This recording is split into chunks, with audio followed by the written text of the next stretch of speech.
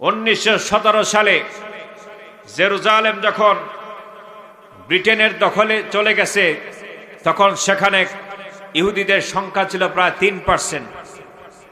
কত পার্সেন্ট? 3%।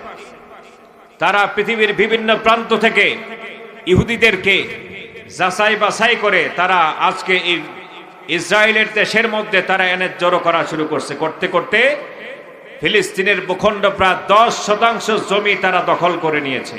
কয় শতাংশ?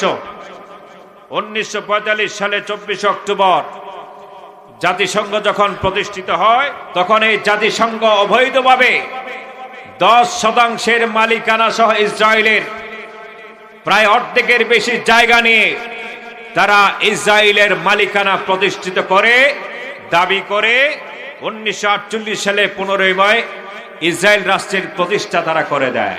বলেন নাউযুবিল্লাহ।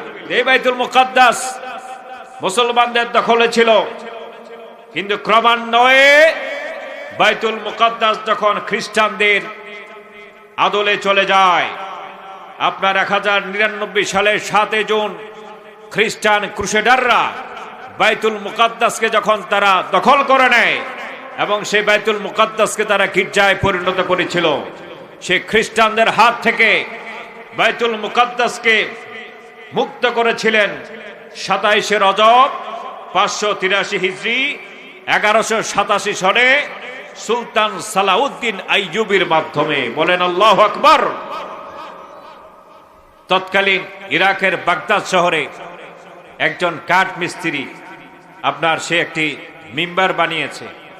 সে খুব প্রসিদ্ধ কাঠ মিস্ত্রি ছিল, মসজিদের একটা মিম্বার সে বানিয়েছে।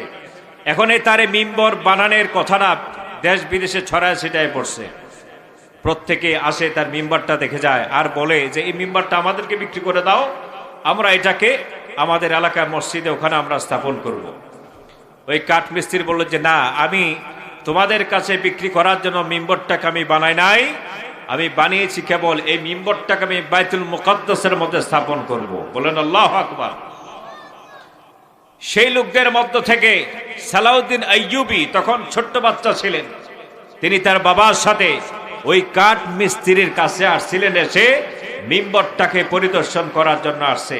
কথাবার্তা শুনতেছেন, তিনি শুনলেন। কাঠ মিস্ত্রিকে বললেন, আমি আপনাকে প্রতিশ্রুতি দিতে চাই, সেটা হচ্ছে ইনশাআল্লাহুল আজিজ, আমি সুলতান সালাউদ্দিন আইয়ুবী বাচ্চা মানুষ ওয়াদা করছে আপনার কাছে, আমার হাত ধরে একদিন এই বাইতুল মুকাদ্দাস খ্রিস্টানদের কাছ থেকে দখল মুক্ত হবে ইনশাআল্লাহ। ইতিহাস সাক্ষী, সুলতান সালাউদ্দিন আইয়ুবী 1187 সনে খ্রিস্টান ক্রুসেডারদের হাত থেকে বাইতুল মুকাদ্দাসকে তিনি মুক্ত করে মুসলমানদের অধীনে তিনি সেটাকে নিয়েছিলেন। আলহামদুলিল্লাহ পড়েন। কিন্তু আজকে দুঃখের বিষয়, সেই বাইতুল মুকাদ্দাস আজকে কাদের দখলে আছে? খ্রিস্টানদের, ইহুদি খ্রিস্টানদের দখলে আছে, ঠিক কিনা বলেন? এটার মূল নায়ক হচ্ছে জাতিসংঘ। নায়ক কে? জাতিসংঘ। 1917 সালে জেরুজালেম যখন ব্রিটেনের দখলে চলে গেছে, তখন সেখানে ইহুদিদের সংখ্যা ছিল প্রায় 3%। কত পার্সেন্ট? 3%। তারা পৃথিবীর বিভিন্ন প্রান্ত থেকে ইহুদিদেরকে যাচাই বাছাই করে তারা আজকে এই ইসরায়েলের দেশের মধ্যে তারা এনে জড়ো করা শুরু করছে। করতে করতে ফিলিস্তিনের ভূখণ্ড প্রায় 10% জমি তারা দখল করে নিয়েছে। কয় শতাংশ?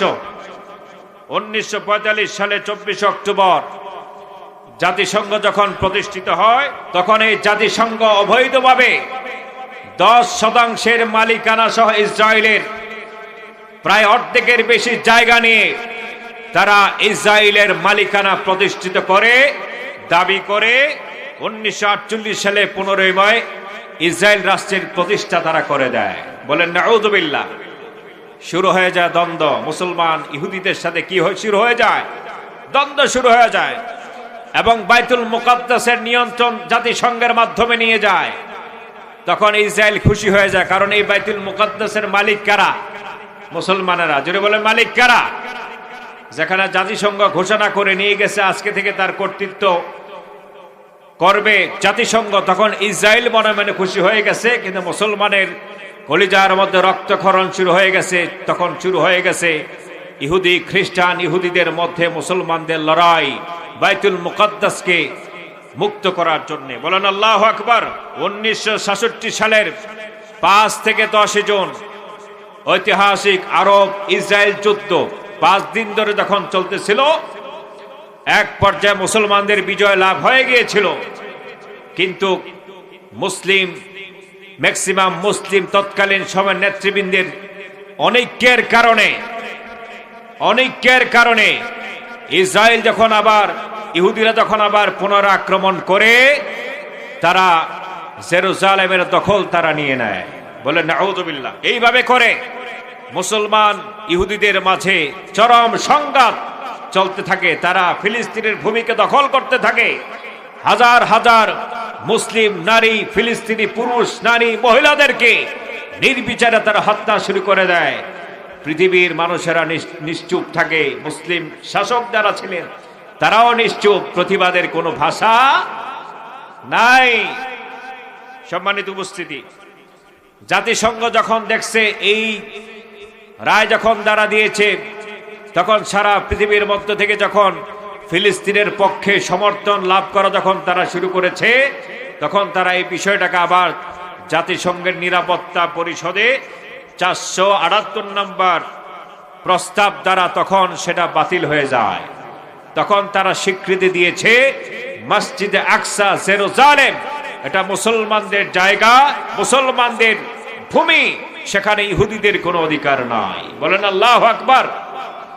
তারপর থেকে মুসলমান ইহুদিদের মধ্য থেকে সেটাকে দখলকে কেন্দ্র করে ইহুদিরা মুসলমানদেরকে নির্বিচারে মারছে। লক্ষ লক্ষ ফিলিস্তিন নারী, পুরুষ, শিশুদেরকে তারা দুনিয়া থেকে বিদায় করে দিয়েছে। আপনারা দেখতে পাচ্ছেন আজকেও ইহুদিরা মুসলমানদেরকে নির্বিচারে হাজার হাজার মুসলমান নারী, পুরুষ, শিশুদেরকে দৈনন্দিন বোমা মেরে তাদেরকে দুনিয়া থেকে বিদায় করে দিচ্ছে। ঠিক কিনা বলেন?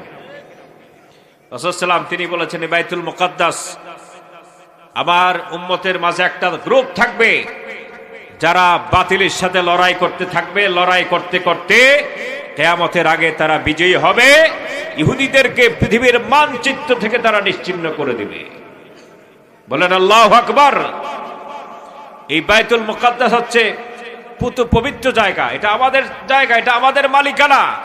এখানে ইহুদি খ্রিস্টানদের কোনো মালিকানা নাই।